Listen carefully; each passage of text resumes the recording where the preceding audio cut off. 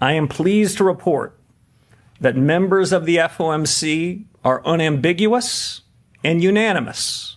This committee will deliver price stability. For years, markets have operated with a basic assumption: the Federal Reserve would tell investors what was coming next. Rate cuts, rate hikes, policy shifts, there was usually a roadmap. But that era may have just ended. On Wednesday, newly appointed Fed Chair Kevin Warsh presided over his very first FOMC meeting, and instead of calming markets, he delivered a message that immediately sent shockwaves through stocks, gold, bonds, and crypto. Investors hoping for a softer approach than Jerome Powell got the exact opposite. Warsh signaled that inflation remains the Fed's top priority, refused to provide meaningful guidance on future policy decisions, and made it clear that restoring price stability will take precedence over protecting asset prices. The most alarming part wasn't that rates stayed unchanged. It was the Fed's apparent decision to abandon the forward guidance strategy that investors have relied on for years. Under Powell, markets were often told what to expect months in advance. Under Warsh, every meeting could become a surprise, and when markets lose visibility, volatility tends to fill the vacuum, while headlines focus on the market sell-off. Several respected macro experts are already trying to decode what Warsh's first meeting really means. We'll break down key insights from Raoul Powell, Lyn Alden, and former Federal Reserve trader Joseph Wang to understand whether this was simply a rough first day for markets or the beginning of a much larger shift in monetary policy. But before we dive in, make sure you hit that like button, subscribe to the channel if you haven't already, and turn on post notifications so you never miss our latest updates. Let's get into it. The immediate market reaction left little doubt about how investors interpreted Warsh's message. Within minutes of the FOMC announcement, roughly $1.5 trillion was wiped from stocks, precious metals, and cryptocurrencies. The S&P 500 lost hundreds of billions in market value. The Nasdaq fell even harder. Gold and silver experienced sharp declines. Bitcoin sold off alongside virtually every major risk asset. The reason wasn't necessarily the Fed's decision to hold rates steady. Markets had largely expected that outcome. The real shock came from the tone. Warsh repeatedly emphasized inflation, refused to signal future policy moves, and appeared determined to re-establish the Fed's anti-inflation credibility after years of missing its 2% target. That interpretation was echoed by macro analyst Lyn Alden, who posted shortly after the meeting, the new Fed chairman's first press conference was rather hawkish. He came off as articulate and prepared, but tightly phrased on most things, not giving a whole lot away, which is a style he previously foreshadowed. Bit of a hit to rate-sensitive assets, which makes sense. Alden's observation captures one of the most important developments from this meeting. Markets weren't just reacting to what Warsh said, they were reacting to what he refused to say. Investors have become accustomed to extensive guidance from the Federal Reserve. When policymakers suddenly become less transparent, uncertainty rises, and markets generally demand a higher risk premium. But while many observers focused on the hawkish tone, Raoul Powell highlighted something that could ultimately prove even more important. Powell's tweet reads, "For me, the big tell about Warsh is the focus on productivity growth. As long as he gets that, he is more likely to ease or hold pat into growth and even rising headline CPI, just as Greenspan did, as it should suppress PCE inflation.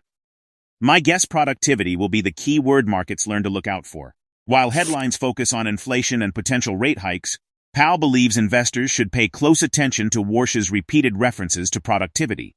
If technological innovation and productivity gains continue to accelerate, particularly with the growing impact of artificial intelligence, this could allow economic growth to remain strong, without generating the same inflationary pressures that typically force the Fed to tighten aggressively. In other words, Warsh may be hawkish today, but markets could eventually discover that productivity growth is the lens through which he views the economy. And if that's true, future policy decisions may not be as straightforward as investors currently assume. Still, in the short term, markets are clearly focusing on the hawkish side of the equation. The US dollar surged following the meeting. Rate hike expectations moved higher. Bond yields remained elevated. And perhaps most importantly, investors are now facing a Fed chair who appears perfectly comfortable keeping markets guessing. That brings us to one of the most important analyses we've seen so far. From former Federal Reserve trader Joseph Wang, who believes Warsh may have just begun reversing decades of Fed communication policy.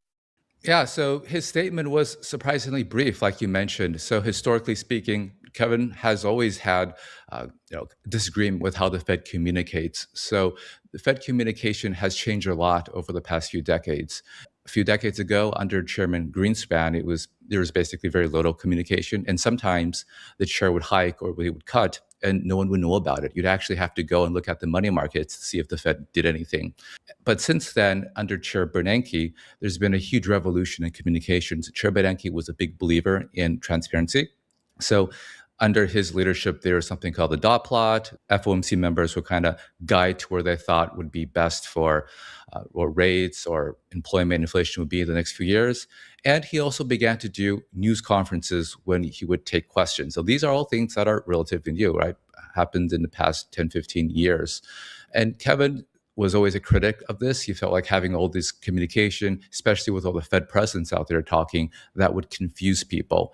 So he has been a champion of having less Fed communication, and he put that into practice right away.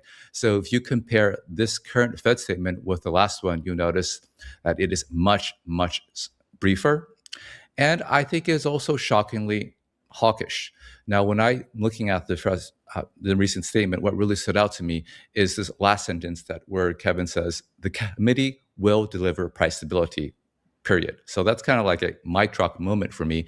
And it reminded me a lot of Chair Powell's Jackson Hole speech a few years ago when inflation was raging high. Chair Powell went on stage with a very brief statement, said something to the extent that there would be some pain, tightening is coming, and then he sat back down. So I got the sense that Kevin is aiming with a similar effect, trying to tell everyone that the Fed is going to, I think, be more determined to get inflation down. So both a change in the tone in the statement and also a change in the format. Like you mentioned, it's a lot more terse. But just generally speaking, I'm curious about how do you think this first day played out for Kevin Warsh versus maybe what you expected would happen? Yeah, and I expected Kevin Warsh to be the Kevin begging for the job. He came out and he was like, the Kevin you always knew was there. Yeah. So I think it was a pretty hawkish. I think that it was the hawkish reaction is in line with the market reaction is in line with the hawkish Fed. Everything is consistent. Now, looking at the broader risk market, though, it's very obvious to me that we are at a point where there is a lot of speculation in the market, right? I mean, I don't have to point to SpaceX, which lost a few billion last year, trading at over $2 trillion in valuation, right? So there's a lot of just momentum and leverage chasing the market. So that's always dangerous. And we see that all over the world. You see that in Korea, right? So the call speed basically doubled this year. A lot of these chip stocks in the US are very appreciated a lot as well. On top of that, you have all these classic indicators of major tops. You have widespread public involvement, you got leverage, and you got stocks that go up and up and up. Now, what also coincides with tops is that you have now massive increase in equity issuance. So it's not just that SpaceX is coming. So SpaceX actually, even though they have a big market cap, they only gave a sliver of it is available for public trading.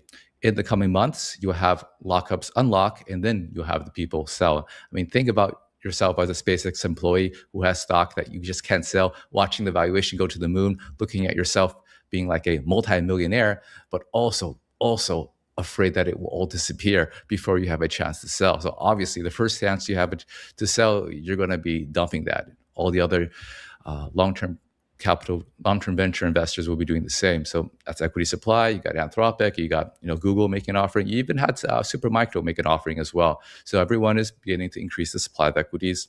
And what you usually see in major tops is rate hikes. Now, we didn't hike rates now, but market is pricing at a hike. So you got all these things coming up together. I think they all point to me to a sustained and meaningful decline in risk assets. Again, I could be totally wrong. And to be totally clear, guys, I totally did not think that we would rally so hard after the Iran war. So I got that totally wrong. But I look at what's happening and it looks like it looks concerning to me. Joseph Wang's warning ultimately comes down to one word: caution. Not because a crash is guaranteed, not because a recession is inevitable, but because markets may have spent most of 2026 pricing in one reality, while the Federal Reserve is now signaling another. The consensus entering this year was straightforward.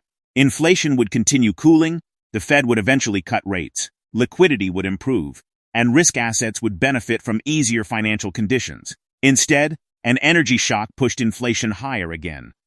Price pressures reaccelerated, and Kevin Warsh has made it clear that restoring credibility on inflation is his top priority. In fact, recent projections show that roughly half of Federal Reserve officials now expect at least one rate hike during 2026. Prediction markets are already assigning significant odds to another tightening move in the months ahead. At the same time, the latest dot plot erased expectations for multiple cuts and reopened the possibility of additional hikes. For Bitcoin investors, that creates a difficult balancing act. Historically, digital assets have performed best when liquidity is expanding and monetary policy is becoming easier. During the last major Fed tightening cycle between 2022 and 2023, Bitcoin experienced a drawdown of more than 68% before eventually recovering. And that's why markets reacted so violently to Warsh's first meeting. The fear isn't simply about one decision. It's about the possibility that the easy money narrative investors had embraced is being challenged. If inflation remains stubborn and the Fed remains focused on defeating it, volatility could remain elevated for much longer than many investors currently expect. At the same time, experienced investors understand that periods of fear often create opportunities. If volatility increases, if risk assets experience deeper corrections, and if market participants begin overreacting to every Fed headline, long-term investors may find themselves presented with opportunities that simply don't exist during euphoric bull markets. The coming months will likely be defined by one question. Was Kevin Warsh's first meeting merely a hawkish introduction? Or was it the opening chapter of a completely new Fed regime? Let me know what you think down in the comments below. Do you believe Warsh will ultimately keep rates higher for longer? Or do you think markets are overreacting to his first meeting as Fed chair? If you enjoyed this video, make sure you hit the like button, subscribe to the channel, and turn on post notifications so you never miss our future updates. Thank you for watching, and I'll see you in the next one.